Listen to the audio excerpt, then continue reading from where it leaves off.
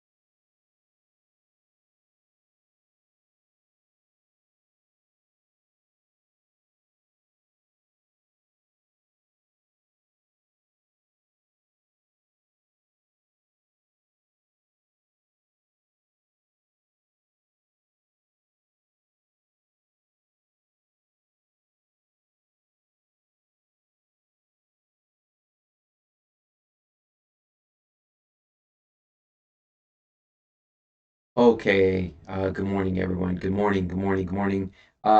It is Thursday, May 20th, and got a pretty decent day out today. I'm going to get out on the road, pick up a friend, and we're going to go for a hike, maybe 3, 4 mile hike today. So I'm looking forward to that. I haven't seen him in a while. So um, just really having some good insights. And lately, I had been feeling, my mind was feeling stuck, and I was kind of noticing that. And the good news is we can never really be stuck. Even in our stuckness, there's growth that can be had if we're being present and conscious of it. So let's yeah, let's meditate. Let's see where this goes.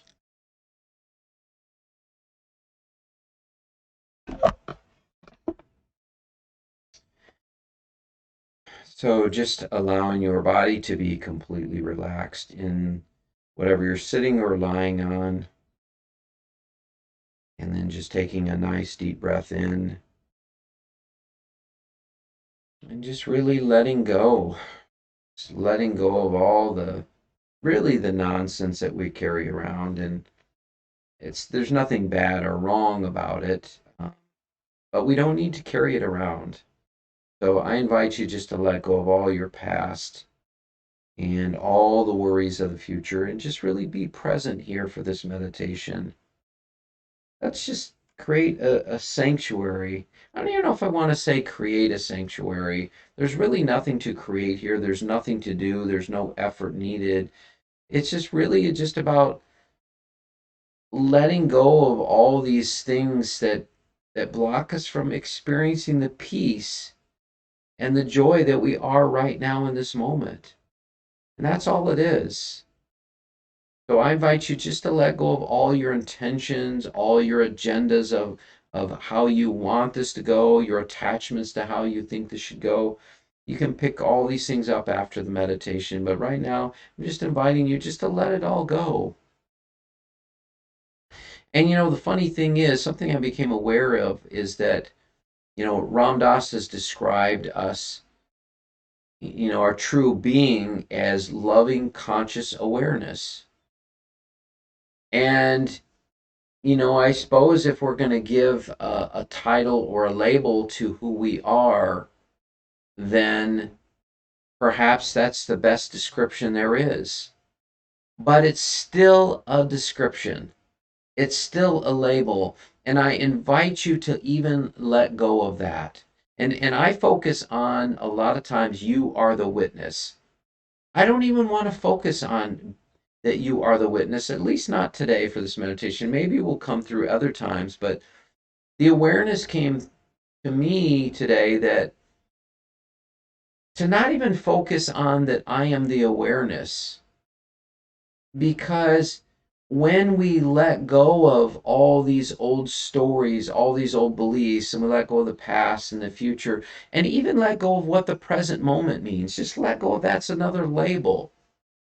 Even letting go of that. When we let go of that which we are not, our true self is revealed.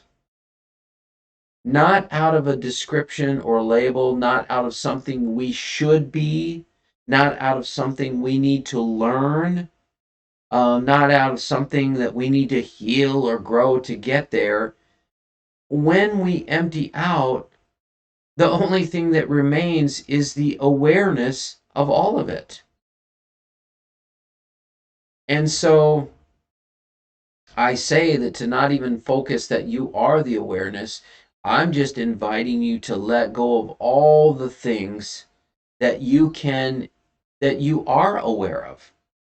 Anything that can be seen by the spiritual eye, not by the physical eye, anything that can be seen, anything that can be noticed, anything that you are aware of is not who you are. And I'm inviting you to let go of all of that so that you can have your own direct experience of what remains. And then you can see for yourself that the only thing that remains is you. And it's not because of anything that I have described as you. It's not anything that you have to do. It's not anything you have to earn. It's nothing you need to learn. It's just about making the choice to say, you know what? I'm going to just let all of this go. I'm going to let all of it go, all my beliefs, all my stories, all my self righteousness of what I think is the truth, all my self image, all of my past, all of my future, all the present. I'm going to just let go of everything and just notice what remains. Just simply sit. I don't even want to say sit because that implies that there's some kind of form to sit. There is no form. Just to be, just simply be in the isness of who you are. And that doesn't require any description, any labels. The only thing that's necessary is to let go of all those stories and thoughts and beliefs, anything that can be seen, witnessed, observed, just letting go of all of that so that you can have your direct experience as to who you are, as to what you are. I don't even know if I want to say a who, because it's just a beingness that is beyond any who, beyond any person, beyond any description, beyond any label, beyond any conditioning, beyond any beliefs, beyond any thoughts, beyond any feelings, beyond any perceptions, and beyond any actions of what actions you have ever done or what you will ever do. You are simply the pure beingness is simply observing all of it.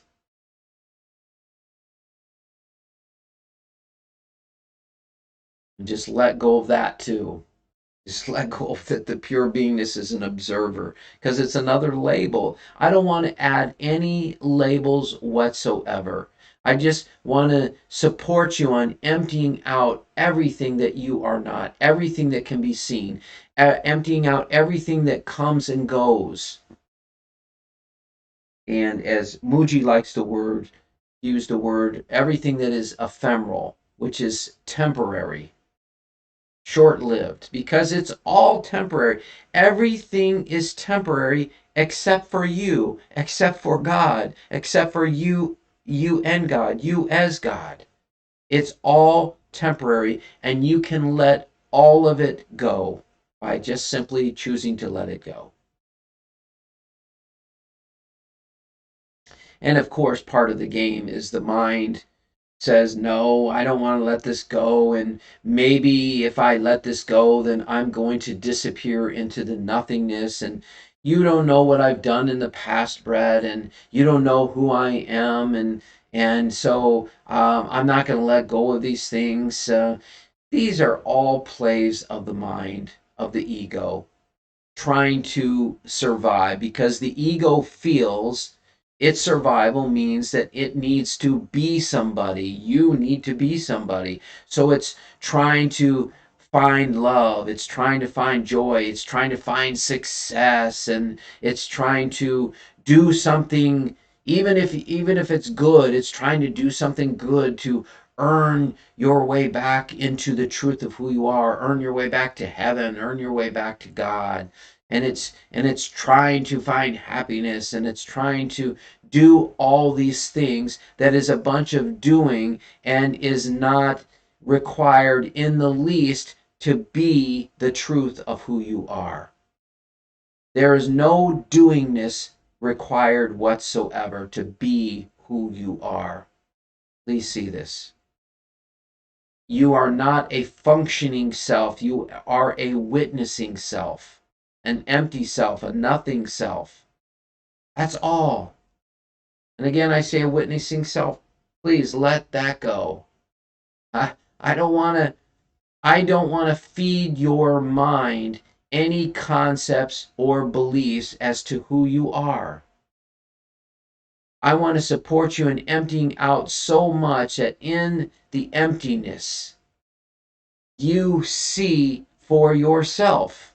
You have that direct experience for yourself as to who you are, and it doesn't require me to describe that for you.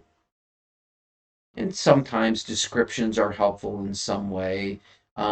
Maybe it appeases the mind. Maybe the mind can go along with this a little easier because ultimately you and the mind are not separate. The mind is certainly not who you are, and is temporary, and yet you don't need to fight the experience. The mind can be useful, it can be on your side, but not as your master, not as the one that's going to solve all your problems, not as the one that is going to figure out everything in order for you to be happy, not as the one that even thinks it knows what happiness is, because it does not. Nor does it know peace, nor does it know love, nor does it know God or life itself. It cannot know those things because it's rooted in judgment and duality.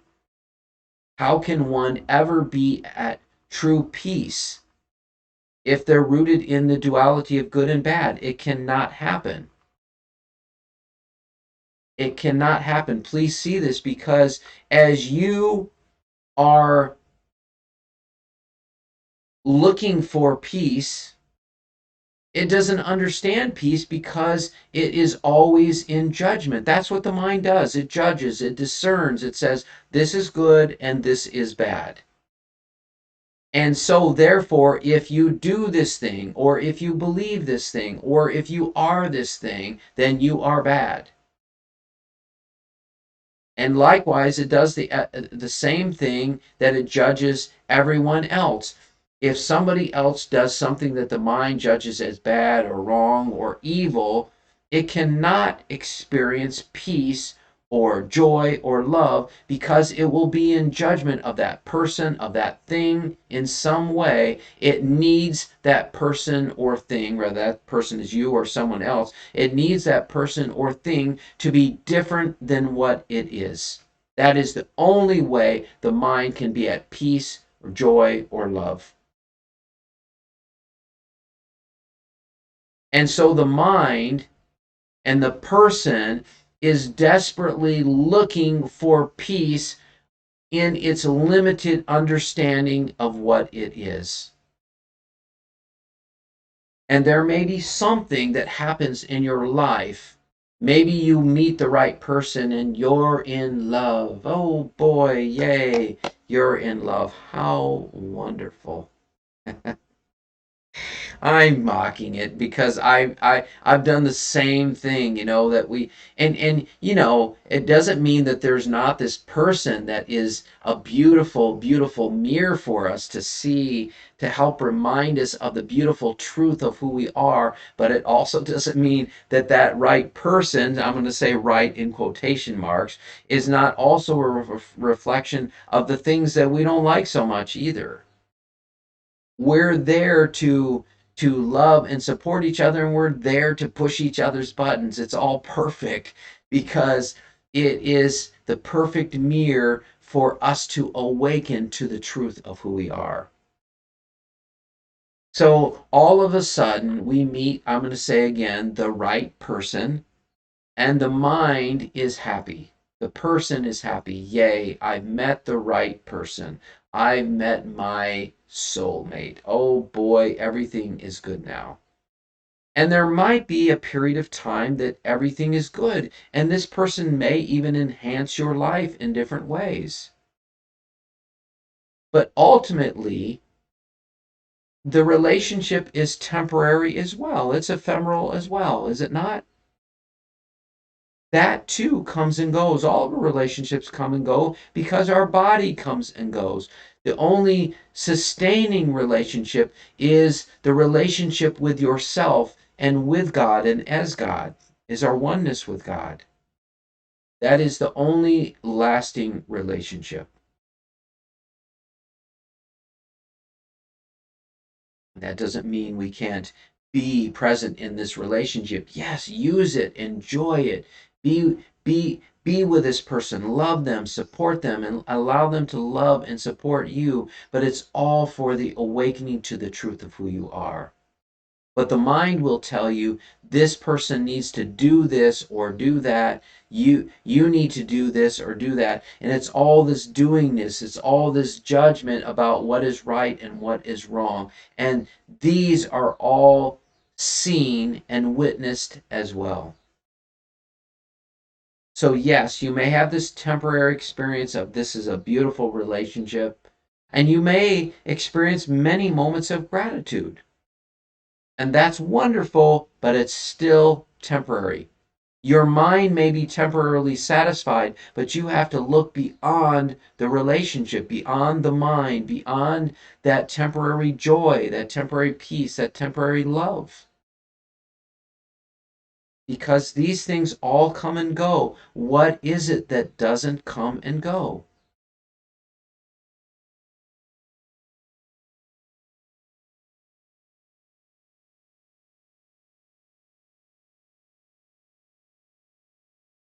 And I'm just noticing that in some ways, I feel like I'm noticing that I sound more and more like Muji a lot of times in the words that I use. And I have a bit of judgment with that, that I don't want it to be his words. I want it to be mine. And so that too is noticed. Just to simply notice that that is my mind speaking. Ultimately, it doesn't matter what words I use. What matters is that I allow my person to step to the side, my ego, my mind, just set them to the side so that whatever words that consciousness wants to use me for, the Holy Spirit, God, my true self, whatever words that need to flow through will flow through to support you and even to support me in the awakening of who we are.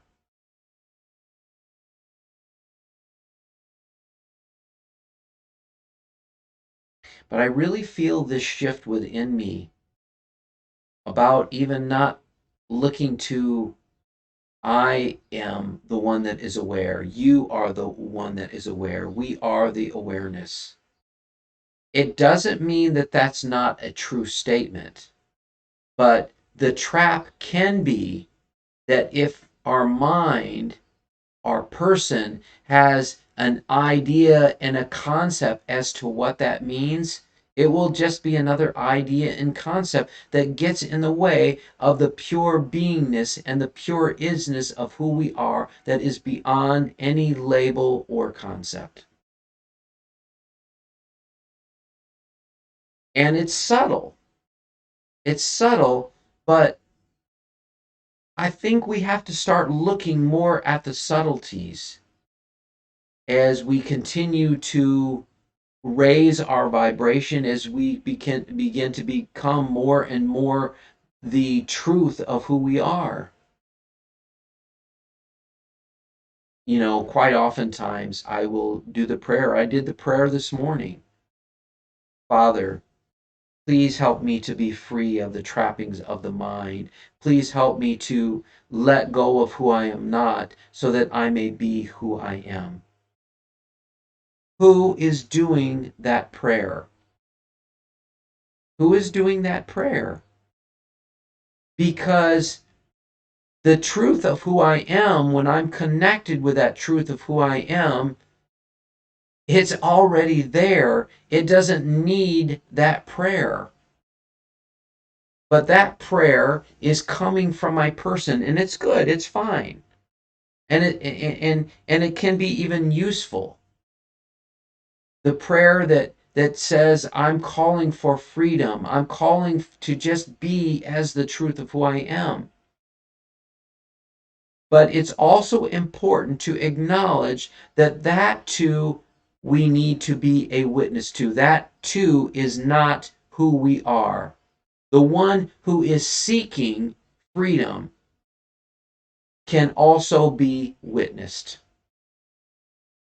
The one who is also looking to align with God and be one with God, that too we can witness, can we not?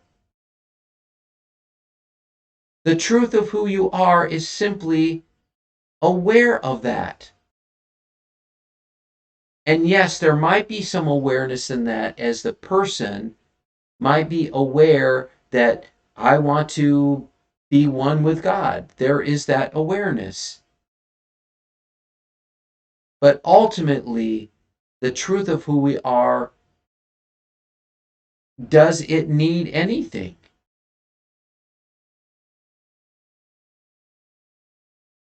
Does it require love from some other source? It is the source. You are the source.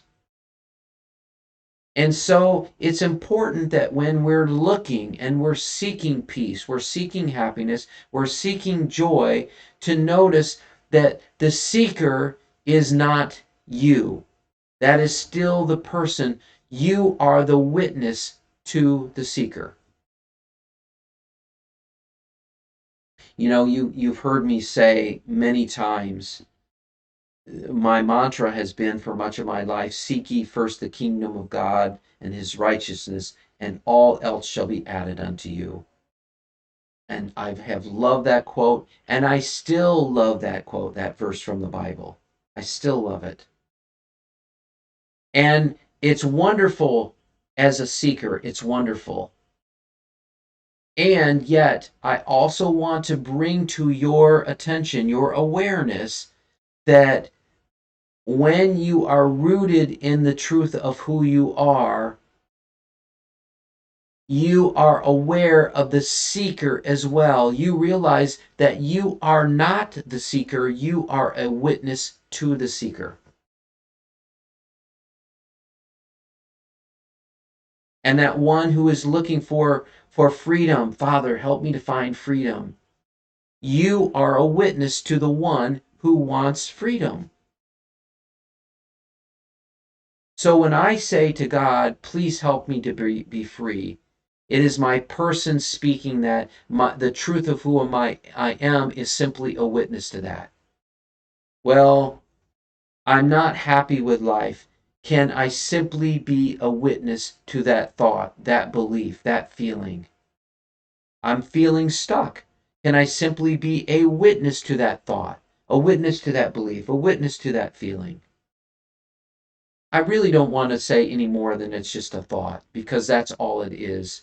A thought can become a belief because we're identifying with it as the truth. And so we're hooked into it as a belief, but it originates as a thought. And when we believe that thought, the thought that this person is evil or bad, if we believe that to be true, there will be a feeling that comes along with that. But it originated as a thought. So when you're meditating and the thought comes up, you don't need to look any farther. You don't need to look to the feelings. You don't need to look to um, the perceptions. You don't need to look to the beliefs, because just being aware that you are not the thought, that is just simply the mind being busy, and the thoughts come and go. And as soon as you become aware of that thought, just allow it to pass on by.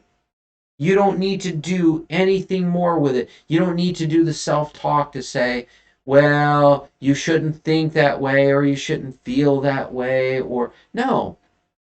That kind of thinking, that self-talk, only empowers the thought to make it real in the first place, and it is not. It is simply a thought. It is simply the mind being busy, and you are not the mind, you are not the thoughts, you are the one who is simply a witness to those. Because if you were the thought, then who is the witness to the thought? If you are the feeling, then who is a witness to the feeling? And by the way, I'm not saying it's bad or wrong to feel. I've gotten caught in that trap too, where I'm like, I don't need to feel it. No, feel it. Be present with it, but recognize that you are not that. And then we perceive certain things. And we think we're the perceiver. You are the one that is a witness to the perceiver. You are perceiving the perceiver, actually. You are a witness to the witness. The person is able to witness, the person is able to perceive, but the person still has beliefs and attachments to how life is supposed to look. So the perceiver or the witness or the person is simply saying, "Oh, okay, I'm noticing that I don't like this experience," but it's still in judgment. But the perceiver of the perceiver doesn't need the situation to be any different than what it is, because it is beyond the mind, and therefore it is beyond the judgments of the mind, beyond the duality of the mind.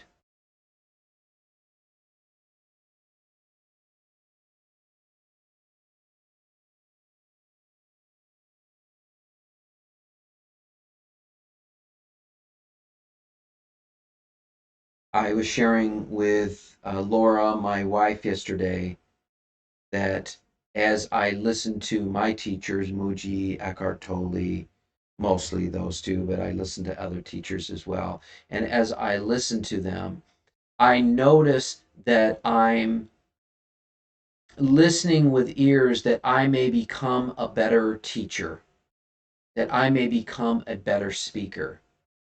And what I noticed out of that is now I'm becoming something. I'm becoming a better teacher, a better meditation teacher, but it's still ego.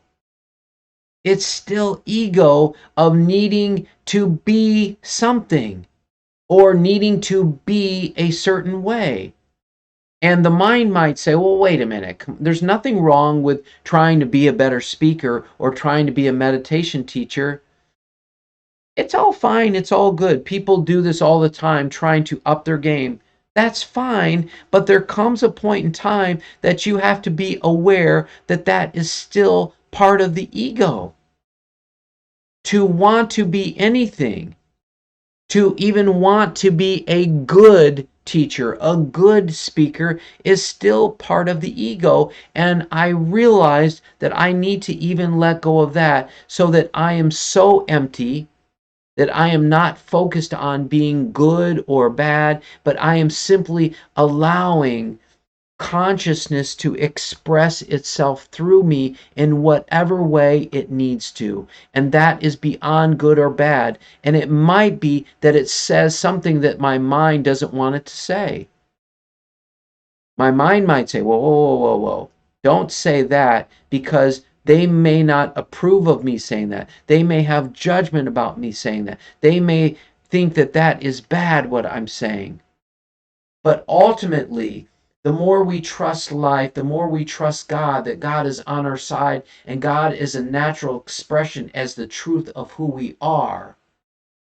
I don't even know if I can say that, because actually, to say that God is a natural expression, consciousness comes from God, but the essence of you, the essence of God, is a non functioning self. So to even say that it's an expression is not the truth. Consciousness arises out of God.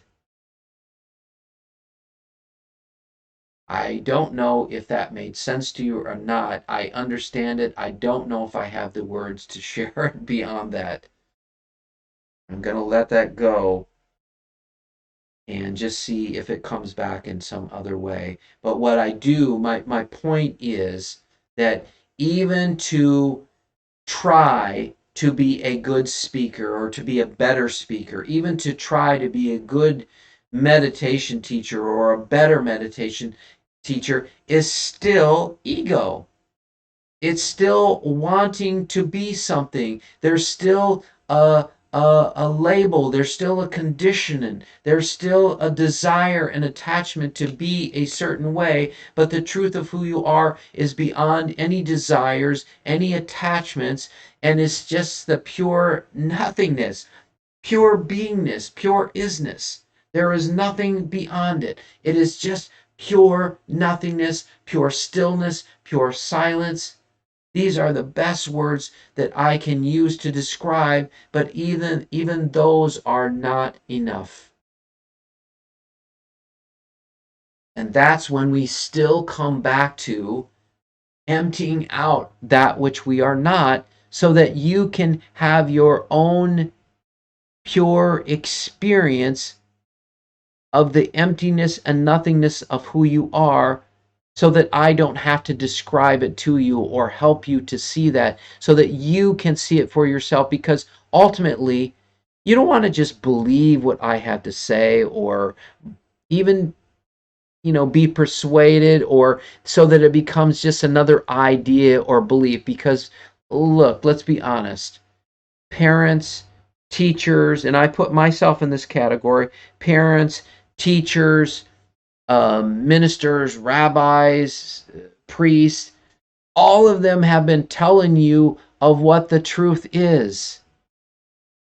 But that's just another belief that we've grasped onto as to what the truth is. I'm inviting you to let go of all the beliefs, all the stories, and don't hold on to anything at all. Nothing, nothing, nothing, nothing. There is nothing to hold on to. There's no beliefs to hold on to. There's nothing physically to hold on to. There's no ideas or concepts or self images to hold on to. Don't even hold on to your physical body. Don't hold on to life. Don't hold on to God. There's nothing, nothing, nothing to hold on to. You are the nothingness that is free from any concepts or beliefs. And I'm inviting you right now to just let go of all of it and see what remains. See what experience you have for yourself by letting it all go. Just by making the choice to let it all go right now. That's the invitation to you.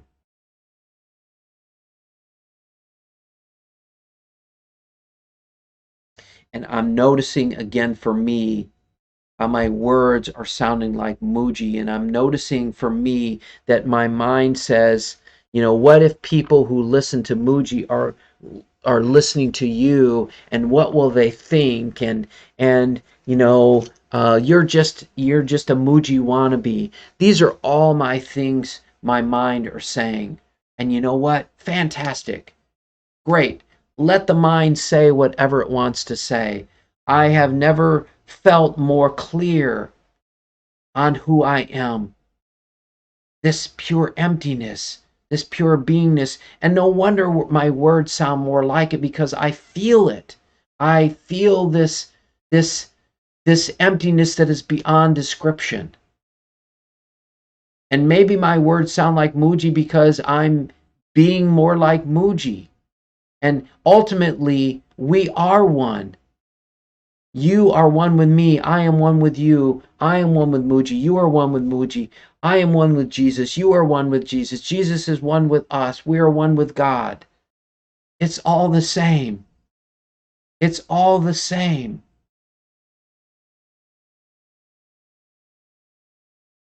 If you feel like there is absolutely anything you are holding on to, I'm inviting you just to let it go.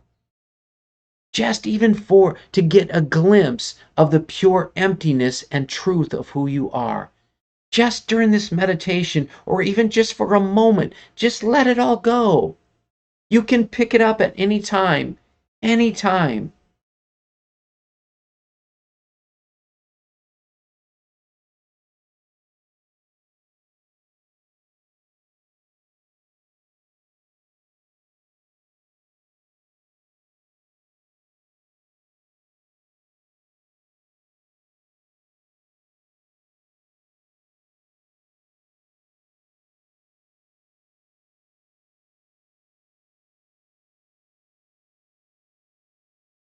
So, right now, just coming back to the stillness, the silence,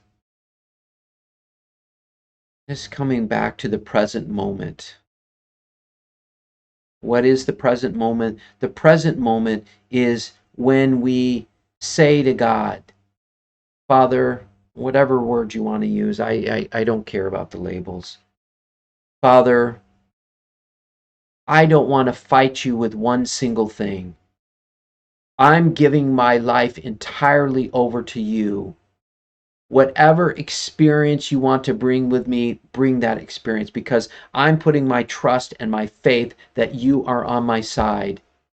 And whether I seek you, I know that you will lead me to the truth of who I am. You will help me to fully realize the truth of who I am. And I know that if I seek the truth of who I am, that too will lead me to you. So either way, or if you want to seek Jesus and discover the truth of who Jesus is, you will discover the truth of who you are and the truth of who God is. It doesn't matter. And I believe it was, if I get this name right, Aldous Huxley, who said, "We must seek the truth no matter what the cost." We must seek the truth no matter what the cost. Are you willing to seek the truth no matter what the cost? And it means sometimes being vulnerable. And it may mean that it brings up our fears. And it may mean that it brings up just those things that in the mind that would have us believe something different than the truth.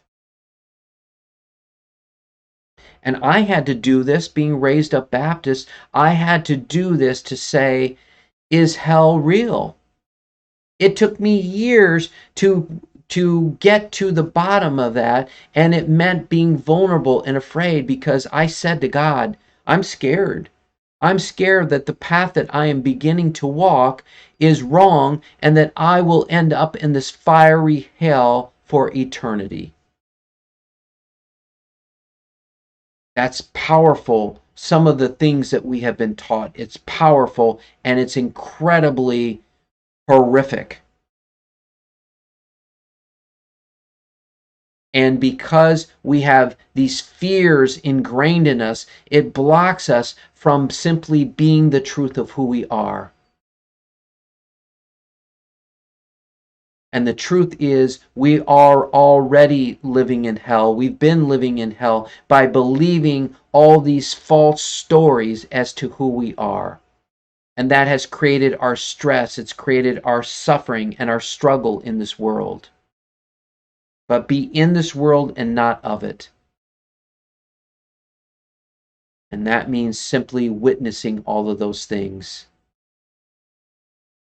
As the witness, we say, I don't like this. I don't like how the economy is going. Can you notice that? I don't like how the COVID is. Can you notice that? Yes, I can notice it, but I still don't like it. Can you notice that?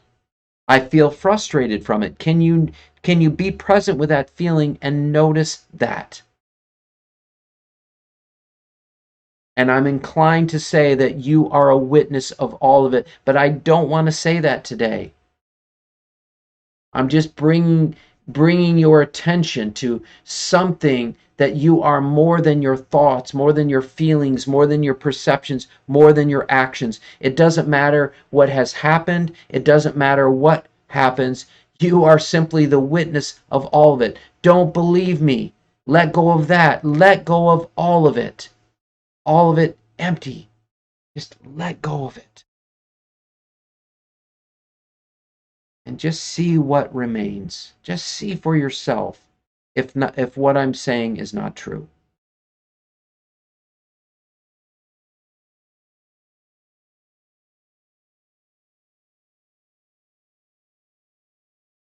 So in the present moment, in this present moment, there's nothing else that's needed. The only time something is needed is when we drag the past or the future into this moment. And that's where all of our troubles start. Because this moment, right here, you're sitting or lying on something, there's nowhere to go, there's nothing to do.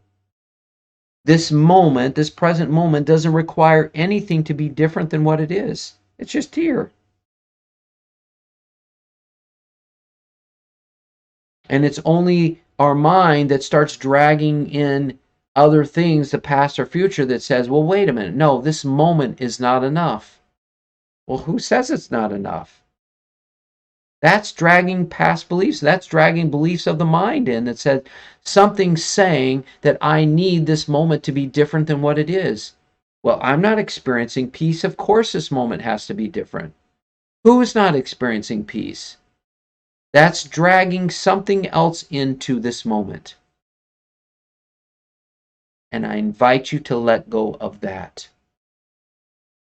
Because the mind will always throw these tricks in on there, saying that this moment is not enough and it needs to be different than what it is. And I will bring you to salvation. I will bring you to freedom. I will bring you to happiness, never truly understanding what freedom, salvation, and happiness is. It is all a trick of the mind and the ego to pull you in, to reel you in, so that they're in charge and they'll show you, they'll take you home, they'll show you happiness, they'll help you find the way, but never understanding what the way is. And as Bruce Lee so beautifully put it, the way is that there is no way. There's no way needed. Nothing is needed. Just let go of all the stuff, just empty out and just experience that you are here, right now. You've always been here, you will always be here. You cannot get rid of you no more than you can get rid of God. And you don't need to earn your way back to this. You don't need to travel some faraway lands or hike some extraordinary trip to the Himalayas and be in this incredible temple where all the monks sit. You are that temple. You are the monks. You are that. You are the very God essence of who you are, has everything you need to experience the beauty, the peace, the truth, the love, the freedom of who you are. And it is by emptying out all these other things that you get to have that direct experience for yourself.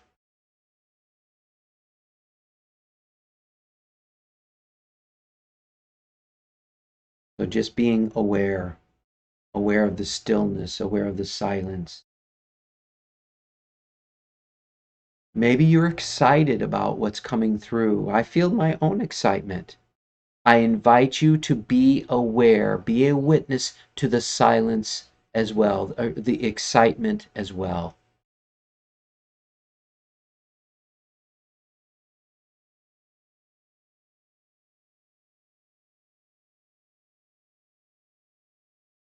Ultimately, your true self isn't even excited. And that might get your mind a little bit busy. Well, I like being excited. If you like being excited, then what happens when you're not excited? Will you be disappointed? Will you be sad? Will you be frustrated? Will you be angry? If you hold on to needing to be excited, then you are holding on to something. You have stepped into the person once again, to the ego once again, that needs something to be a certain way. So I'm inviting you to even be a witness to the excitement. When you feel joy, be a witness to the joy.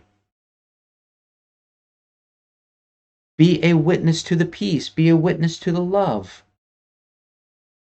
It doesn't mean that you're not going to experience those things. It doesn't mean you're not going to experience peace, joy, love, freedom.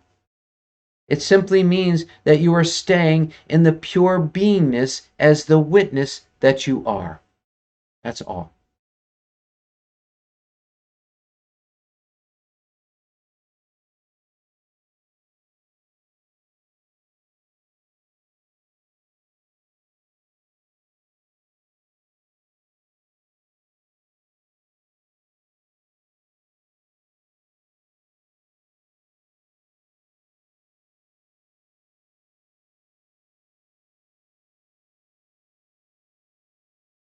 If your mind gets busy, just simply notice the thoughts and just come back to the present moment. And I want to say this. I want to say this. Right now in meditation, it's easy to just simply notice the thoughts, and when the mind gets busy, just coming back to the present moment, coming back to the breath, coming back to the stillness or the silence. But what about when you're walking in the day and your mind gets busy saying, I'm really frustrated? Can you notice in that moment that the mind has gotten busy then as well? And can you also notice, and this is the part that I want to say, can you also notice that there's the part of you that doesn't want the mind to be busy? Oh my God, my mind's being busy again. My mind is attacking me. My mind is saying this and that. I'm so frustrated. I just want to quiet my mind. Can you notice that thought as well? Because that too is just a thought. And can you allow the mind to just be busy? Can you allow the mind to even attack you?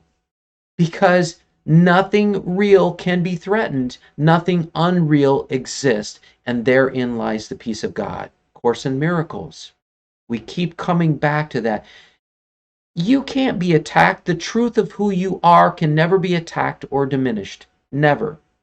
Only the idea of who you think you are can be attacked or diminished. But the mind gets busy, and the mind says, you're not enough. You fucked up again.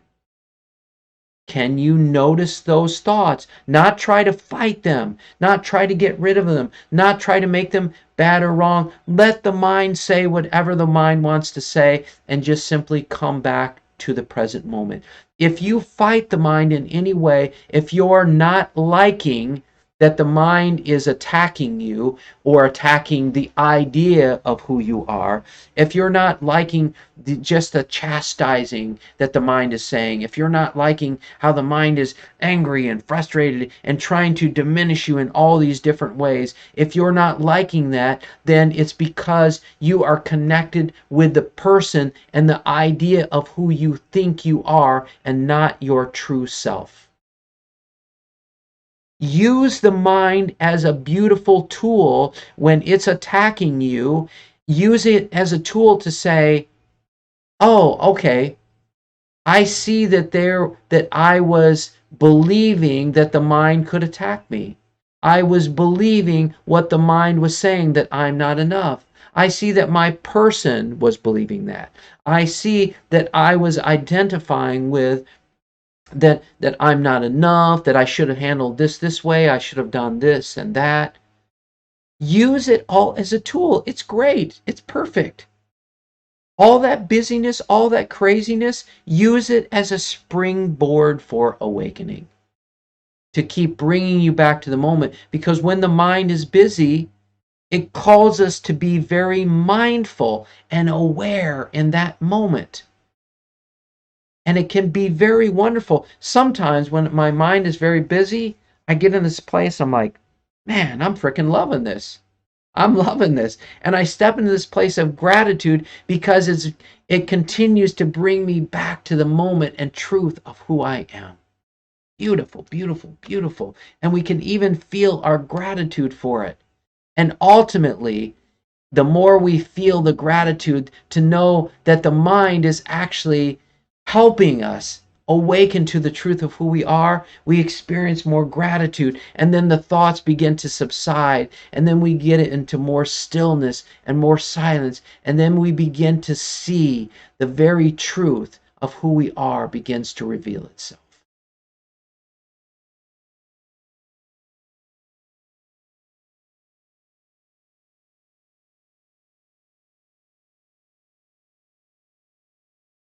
So just coming back to the present moment, and let's just bathe in this beautiful energy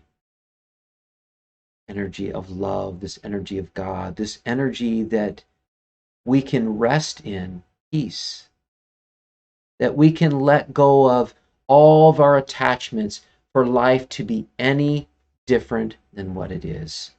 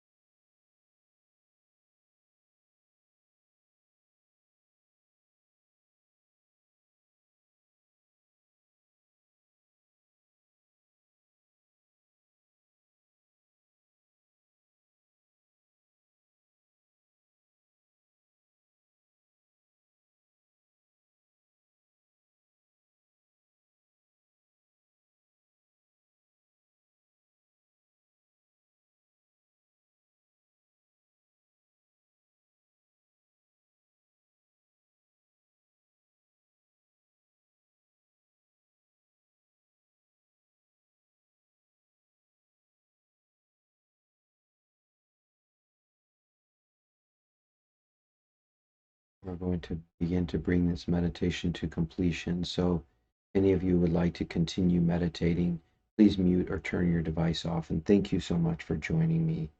Grateful for this meditation that you were able to join. And for those of you who'd like to finish up, just taking in a nice deep breath. Just filling your lungs, filling your body with energy, with oxygen, with life, and just being rooted and grounded in this wonderful physical form that gets us around. And moving, just stretching a little bit.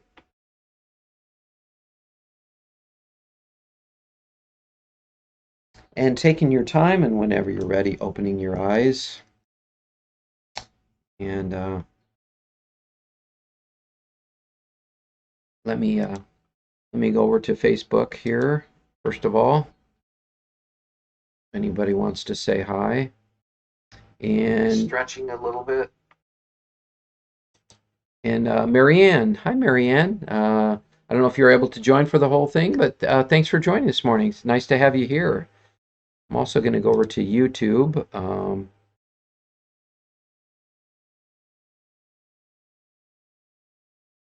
Thanks for joining this morning. It's nice to have you here.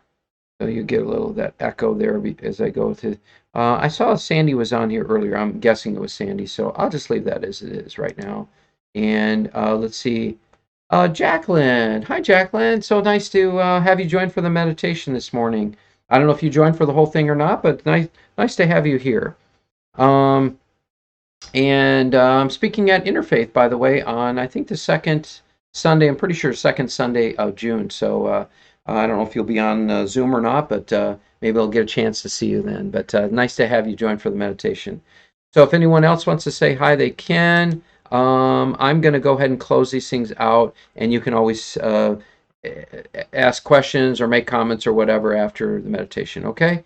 So let's see here. You can close out that, and then let's see. Great, I look forward to it. Okay, yeah, Jacqueline, good. I look forward to seeing you too. And all right, you guys, thanks for joining. Have yourself a beautiful day, and I'll see you soon. All right, bye-bye.